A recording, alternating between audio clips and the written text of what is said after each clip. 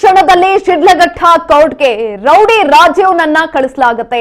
ಶಿಡ್ಲಘಟ್ಟ ನಗರದ ಜೆಎಂಎಫ್ಸಿ ಕೋರ್ಟ್ಗೆ ಕರೆ ತರ್ತಿದ್ದಾರೆ ಇದೀಗ ಪೊಲೀಸರು. ಚಿಕ್ಕಬಳ್ಳಾಪುರ ಪೊಲೀಸ್ ಗೆಸ್ಟ್ ಹೌಸ್ ನಲ್ಲಿರುವಂತಹ ಆರೋಪಿ ರಾಜೀವ್ ಗೌಡ ಇನ್ನೇನು ಕೆಲವೇ ಕ್ಷಣದಲ್ಲಿ ಶಿಡ್ಲಘಟ್ಟ ಕೋರ್ಟ್ಗೆ ರೌಡಿ ರಾಜೀವ್ನನ್ನ ಪ್ರೊಡ್ಯೂಸ್ ಮಾಡಲಾಗುತ್ತೆ. ಶಿಡ್ಲಘಟ್ಟ ನಗರದ ಜೆಎಂಎಫ್ಸಿ ಕೋರ್ಟ್ಗೆ ಕರೆ ತರ್ತಿದ್ದಾರೆ ಪೊಲೀಸರು. ಕೆಲವೇ ಕ್ಷಣದಲ್ಲಿ ಶಿಡ್ಲಘಟ್ಟ ಕೋರ್ಟ್ಗೆ ರೌಡಿ ರಾಜೀವ್ ಶಿಡ್ಲಘಟ್ಟ ನಗರದ ಜೆಎಂಎಫ್ಸಿ ಕೋರ್ಟ್ಗೆ ಕರೆ ತರ್ತಿದ್ದಾರೆ ಪೊಲೀಸರು. ಚಿಕ್ಕಬಳ್ಳಾಪುರ ಪೊಲೀಸ್ ಗೆಸ್ಟ್ ಹೌಸ್ ನಲ್ಲಿರುವಂತಹ ಆರೋಪಿ Rajeev Gowda. Police guest house ಬಳಿ ಪೊಲೀಸ್ ಬಿಗಿ ಭದ್ರತೆಯನ್ನ ಕೂಡ ನಿಯೋಜನೆ ಮಾಡಲಾಗಿದೆ. ಡಿಆರ್ ವಾಹನಗಳು ಸೇರಿ ನೂರಾರು ಪೊಲೀಸರನ್ನ ನಿಯೋಜನೆ ಮಾಡಲಾಗಿದೆ. ಪೊಲೀಸ್ ಬಿಗಿ ಬಂದೋಬಸ್ತ್ನಲ್ಲಿ ಕರೆ ತರ್ತಿದ್ದಾರೆ ಪೊಲೀಸರು. ರಾಜೀವ್ನನ್ನ ವಿಚಾರಣೆ ನಡೆಸ್ತಾ ಇದ್ದಾರೆ ಇದೀಗ ಎಸ್ಪಿ ಡಿವೈಎಸ್ಪಿ. ವಿಚಾರಣೆ ಬಳಿಕ ಶಿಡ್ಲಘಟ್ಟ ಕೋರ್ಟ್ಗೆ ಹಾಜರುಪಡಿಸುತ್ತಾರೆ ಪೊಲೀಸರು. ಮೈಕಲ್ ಮತ್ತು ರಾಜೀವ್ ಗೌಡ ಇಬ್ಬರನ್ನೂ ಕೂಡ ಕರೆ ತರ್ತಿದ್ದಾರೆ ಪೊಲೀಸರು. ಈಗಾಗಲೇ ಶಿಡ್ಲಘಟ್ಟದಲ್ಲಿ ಆದಂತಹ ಈ ಒಂದು ಪ್ರಕರಣಕ್ಕೆ ಸಂಬಂಧಪಟ್ಟಂತೆ ಅಮೃತಾ ಗೌಡಗೆ ಬೆದರಿಕೆಯನ್ನ ಹಾಕಲಾಗಿತ್ತು. ಅವಾಚ್ಯ ಶಬ್ದಗಳಲ್ಲಿ ನಿಂದಿಸಿದ್ರು, ಪ್ರಾಣ ಬೆದರಿಕೆಯನ್ನ ಹಾಕಿದ್ರು. ಕೇವಲ ಒಂದೇ ಒಂದು ಪೋಸ್ಟರ್ ವಿಚಾರಕ್ಕೆ ಆದಂತಹ ಗಲಾಟೆ ಇದು. ಇದೀಗ ಆತನನ್ನ ಬಂಧನ ಕೂಡ ಮಾಡಲಾಯಿತು. ನಿನ್ನೆ ಈತನನ್ನ ಬಂಧಿಸಿದ್ರು ಪೊಲೀಸರು. ತಪ್ಪಿಸ್ಕೊಂಡು ತಲೆಮರೆಸ್ಕೊಂಡು ಓಡಾಡ್ತಾ ಇದ್ರು. 13 ದಿನಗಳ ಬಳಿಕ ರಾಜೀವ್ ಗೌಡನನ್ನ ಪೊಲೀಸರು ಬಂಧಿಸಿದ್ರು. ಇದೀಗ ಪೊಲೀಸರ ಅತಿಥಿಯಾಗಿದ್ದಾರೆ ರಾಜೀವ್ ಗೌಡ. ಈ ಒಂದು ಸಂದರ್ಭದಲ್ಲಿ ಶಿಡ್ಲಘಟ್ಟ ನಗರದ ಜೆಎಂಎಫ್ಸಿ ಕೋರ್ಟ್ಗೆ ಕರೆತರ್ತಿದ್ದಾರೆ ಪೊಲೀಸರು. ಕೆಲವೇ ಕ್ಷಣದಲ್ಲಿ ಶಿಡ್ಲಘಟ್ಟ ಕೋರ್ಟ್ಗೆ ರೌಡಿ ರಾಜೀವ್. ಈಗಾಗಲೇ ಪೊಲೀಸ್ ಠಾಣೆ ಮುಂದೆ ಅಭಿಮಾನಿಗಳು ಬಂದಿದ್ದಾರೆ. ಅಭಿಮಾನಿಗಳನ್ನ ಲಾಠಿ ಹಿಡಿದು ಓಡಿಸ್ತಾ ಇದ್ದಾರೆ ಪೊಲೀಸರು. ಯಾವುದೇ ರೀತಿಯ ಅಹಿತಕರ ಘಟನೆ ನಡೆಯದಂತೆ ಬಿಗಿ ಪೊಲೀಸ್ ಭದ್ರತೆಯನ್ನ ನಿಯೋಜನೆ ಮಾಡಲಾಗಿದೆ. ಶಿಡ್ಲಘಟ್ಟ ನಗರದಲ್ಲಿ ರಾಜೀವ್ ಬೆಂಬಲಿಗರು ಇದೀಗ ಜಮಾಯಿಸಿದ್ದಾರೆ. ನಗರ ಠಾಣೆಯ ಎದುರು ನೂರಾರು ಅಭಿಮಾನಿಗಳು ಆಗಮಿಸಿದ್ದಾರೆ. ಅಭಿಮಾನಿಗಳನ್ನ ಲಾಠಿ ಹಿಡಿದು ಓಡಿಸ್ತಾ ಇದ್ದಾರೆ ಪೊಲೀಸರು. ಈಗಾಗಲೇ ಜಮಾಯಿಸಿದ್ದಾರೆ ರಾಜೀವ್ ಗೌಡ ಬೆಂಬಲಿಗರು, ಅಭಿಮಾನಿಗಳು ಪೊಲೀಸ್ ಠಾಣೆ ಮುಂದೆ ಬಂದಿದ್ದಾರೆ. 13 ದಿನಗಳ ನಂತರ ಬಂಧನ ಆಗಿರುವಂತದ್ದು. ಪೊಲೀಸ್ ಅತಿಥಿಯಾಗಿದ್ದಾರೆ ರಾಜೀವ್ ಗೌಡ. ಅಮೃತಾ ಗೌಡಗೆ ಧಮಕಿಯನ್ನ ಹಾಕಿದ್ರು. ಧಮಕಿ ಹಾಕಿದ ಬಳಿಕ ತಲೆಮರೆಸ್ಕೊಂಡಿದ್ರು. ಯಾವಾಗ ಅಮೃತಾ ಗೌಡ ಕ್ಷಮೆಯನ್ನ ಕೇಳಿದ್ರು ಕೂಡ, ದೂರನ್ನ ಕೊಟ್ರು, ಆ ಸಂದರ್ಭದಲ್ಲಿ ಹೆದರುಕೊಂಡು ತಲೆಮರೆಸ್ಕೊಂಡಿದ್ರು ರಾಜೀವ್ ಗೌಡ. ಇದ್ರ ಬಗ್ಗೆ ಹೆಚ್ಚಿನ ಮಾಹಿತಿಯನ್ನ ತಿಳ್ಕೊಳ್ತಾ ಹೋಗೋಣ. ನಮ್ಮ ಪ್ರತಿನಿಧಿ ಶ್ರೀನಿವಾಸ್ ಸಂಪರ್ಕದಲ್ಲಿದ್ದಾರೆ.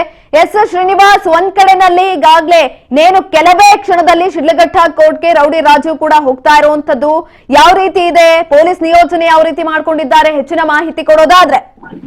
ಖಂಡಿತ ತುಕನಿ, ಏನೊಂದು ರಾಜೀವ್ ಗೌಡ ಬಂಧನ ಹಿನ್ನೆಲೆಯಲ್ಲಿ ಶಿಡ್ಲಘಟ್ಟ ಕೋರ್ಟ್ಗೆ ಕರೆತರುವ ಒಂದು ಪೊಲೀಸರು ಅಂತ ಹೇಳ್ಬೋದು.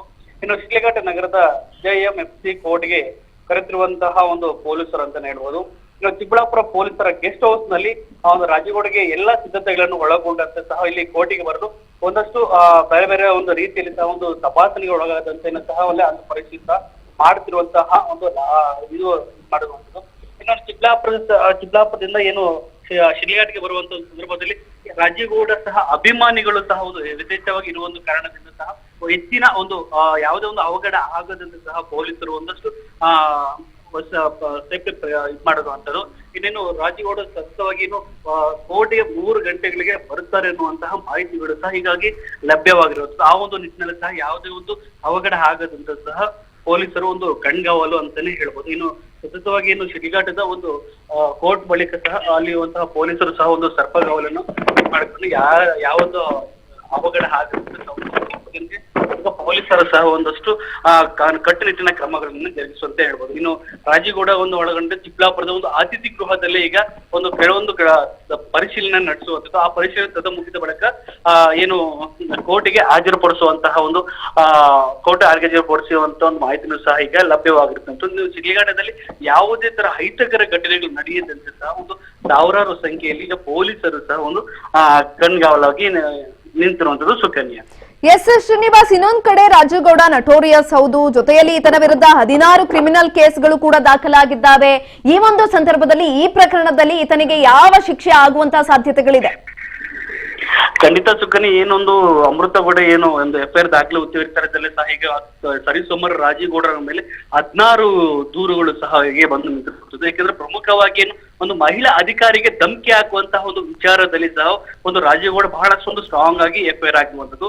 ಏಕೆಂದ್ರೆ ಆ ಎಫ್ಐಆರ್ ಕಣ್ಣಲ್ಲೇ ಸಹ ಇವಾಗ ಬರೀ ಕ್ಷೇತ್ರದ ರಾಜ್ಯದಂತಹ ರಾಜೀವ್ ಗೌಡ ಮೇಲೆ ಒಂದಷ್ಟು ಗಮನ ಇತ್ತು. ಹಾಗಾಗಿ ಏನು ಪೊಲೀಸರು ಸಹ ಇವತ್ತು 3 ಗಂಟೆ ತದನಂತರ ಏನು ರಾಜೀವ್ ಗೌಡರಿಗೆ ಕೋರ್ಟಿಗೆ ಕರೆತರಲು ಬರುವಂತ ಇದು ಮಾಡ್ತಾರೆ. ಆದ್ರೆ ಇವತ್ತಿನ ಒಂದು ಏನು ಕಾನೂನು ರೀತಿಯಲ್ಲಿ ಯಾವ ಒಂದು ಶಿಕ್ಷೆಗೆ ಒಳಪಡಿಸಬಹುದು ಮತ್ತೆ ಯಾವ ಒಂದು ತನಿಖೆ ಇದು ಮಾಡಬಹುದು ಎಂಬುದು ಒಂದು ತನಿಖೆ ಅದು ಕೋರ್ಟ್ಗೆ ಒಂದು ಆದೇಶ ಇದು ಮಾಡ್ಬೇಕಾಗುತ್ತೆ. ಆದ್ರೆ ಈ ಸತತವಾಗಿ ಒಂದು ಕೇಸಿಂದ ಒಂದು 16 ಕೇಸರಿ ಮತ್ತೆ ರಿಓಪನ್ ಆಗುತ್ತಾ ಎಂಬುವಂತಹ ಸಂಶಯನು ಕೂಡ ಇಲ್ಲಿ ಬಹಳಷ್ಟು ಕಾಣುವಂಥದ್ದು. ಯಾಕೆಂದ್ರೆ ಸತತವಾಗಿ ಕೋರ್ಟಿನ ಒಂದು ಯಾವ ರೀತಿಯ ಒಂದು ಗೈಡ್ಲೈನ್ಸ್ ಮುಖಾಂತರ ಇವ್ರಿಗೆ ಏನು ಅಮೃತಗೌಡ ಅವರಿಗೆ ಯಾವ ಒಂದು ಕಾನೂನು ರೀತಿಯಲ್ಲಿ ಧಮಕಿ ಹಾಕಿದ್ರೆ ಆ ಒಂದು ರೀತಿಯಲ್ಲಿ ಸಹ ಒಂದು ರಾಜೀವ್ ಗೌಡಗೆ ಶಿಕ್ಷೆ ಆಗಬಹುದು ಎಂಬುವ ನಿಟ್ಟಿನಲ್ಲಿ ಒಂದು ನಿರೀಕ್ಷೆಯನ್ನು ಸಹ ಇಲ್ಲಿನ ಕ್ಷೇತ್ರದ ಜನತೆ ಒಳಪಡಿಸಿರುವಂತದ್ದು. ಸುಕನ್ಯಾ, ಧನ್ಯವಾದಗಳು ಶ್ರೀನಿವಾಸ್. ಹೆಚ್ಚಿನ ಮಾಹಿತಿಗಾಗಿ ಮೈಕಲ್ ಮತ್ತು ರಾಜೀವ್ ಗೌಡ ಇಬ್ಬರನ್ನು ಕೂಡ ಇದೀಗ ಪೊಲೀಸರು ಕರೆತರ್ತಿದ್ದಾರೆ. ಕೆಲವೇ ಕ್ಷಣದಲ್ಲಿ ಶಿಡ್ಲಘಟ್ಟ ಕೋರ್ಟ್ಗೆ ರೌಡಿ ರಾಜೀವ್ನನ್ನ ಪ್ರೊಡ್ಯೂಸ್ ಮಾಡಲಾಗುತ್ತೆ.